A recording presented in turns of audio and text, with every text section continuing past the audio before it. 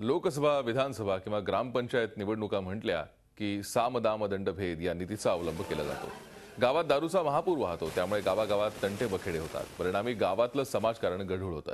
मात्र 50 वर्षांपूर्वी या सगळ्या गोष्टी गावाच्या वेशीवर सोडून देत जळगाव जिल्ह्यातील मोहाडी गावानं राज्यात आपला एक वेगळा ठसा उमटवलाय। ग्रामपंचायतीची निवडणूक बिनविरोध करण्याची मोहाडी गावानं अर्धशतकी परंपरा कायम ठेवली आहे।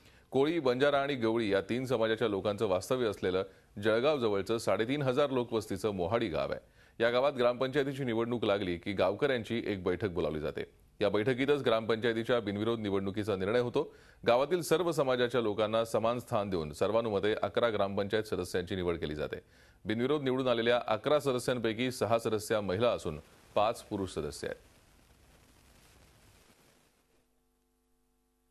10 पंचवार्षिक योजना बिनविरोध झालेल्या आहे। त्या माध्यमातून गावामध्ये जे अवैध धंदे चालतात आणि त्याच्या माध्यमातून एकोपा सलोखा जो असतो हा तुटत असतो।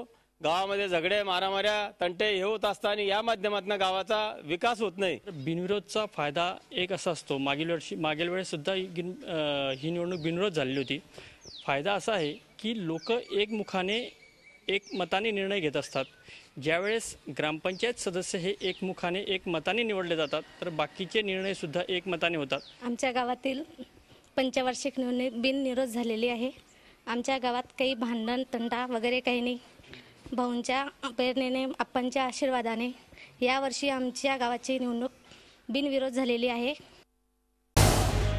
झी 24 तास रहा एक पाऊल पुढे।